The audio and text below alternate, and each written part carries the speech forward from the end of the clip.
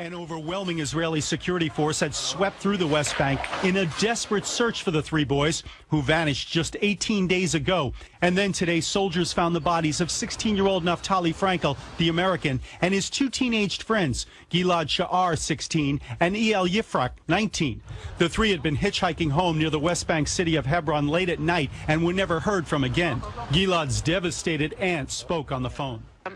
The alleged kidnapping and killing of 3 Israeli teenagers in West Bank is 24/7 on mainstream media, and so is the heavy propaganda justifying a new bombing of the Gaza Strip by the Israeli military, under the command of their bloodthirsty Prime Minister Benjamin Netanyahu.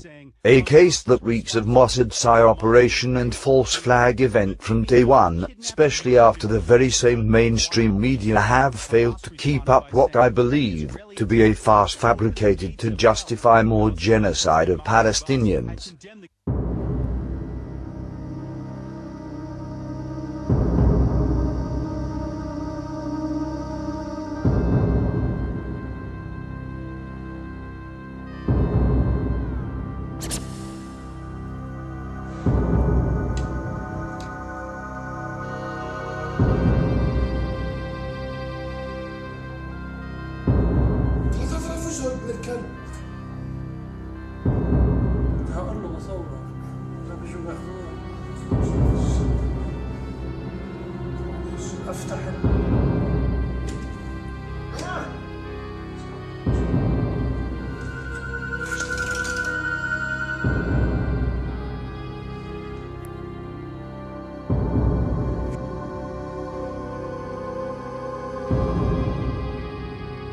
Et ce soir, au moins 38 Palestiniens ont été tués. Régis Newsboy.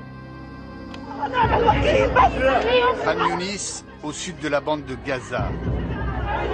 Une foule en colère porte en terre les dépouilles de 6 membres d'une même famille tués lors d'un raid israélien. L'offensive d'Israël contre le Hamas aurait déjà causé la mort de 38 Palestiniens, en majorité des civils, dont des femmes et des enfants. Pendant que des centaines de blessés affluent dans les hôpitaux de Gaza. Depuis lundi, l'aviation israélienne a mené plus de 400 raids sur la bande de Gaza, sans pour autant faire plier le Hamas. En continuant sa politique de massacre et de destruction des habitations civiles, l'ennemi sioniste a franchi une ligne rouge. Les occupants vont payer le prix fort. Israël a lancé une vaste opération pour tenter de faire cesser les tirs de roquettes depuis la bande de Gaza.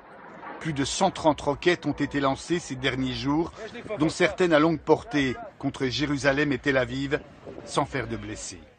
En visite d'inspection dans le sud d'Israël, le Premier ministre promet d'intensifier les attaques contre le Hamas. Nous n'allons pas tolérer les tirs contre nos villes et nos enfants. Le Hamas paiera un prix fort. Nous sommes en pleine opération. J'ai dit qu'il faut agir à tête reposée en faisant preuve de patience et de détermination. L'armée israélienne a déjà rappelé 40 000 réservistes et des blindés ont pris position le long de la frontière entre Israël et la bande de Gaza.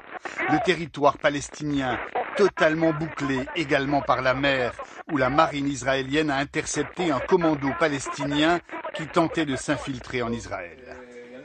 38 Palestiniens ont été tués. 38 Palestiniens ont été tués. 38 Palestiniens ont été tués.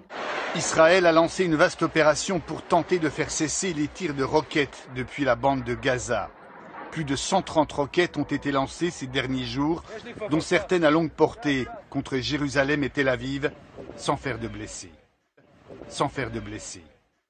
Sans faire de blessés. Sans faire de blessés. Les Israéliens bombardent Gaza sans discernement. Même les abris de civils ont été touchés. Mercredi, le président de l'autorité palestinienne a condamné ces raids. Il évoque un génocide. Aujourd'hui, son premier ministre réagit à son tour. Ce que fait le gouvernement de l'occupation israélienne, bombarder des civils, des enfants dans leurs maisons, est un crime de guerre par excellence. Ceci est en infraction avec toutes les lois et les règlements internationaux, au premier rang desquels la Convention de Genève.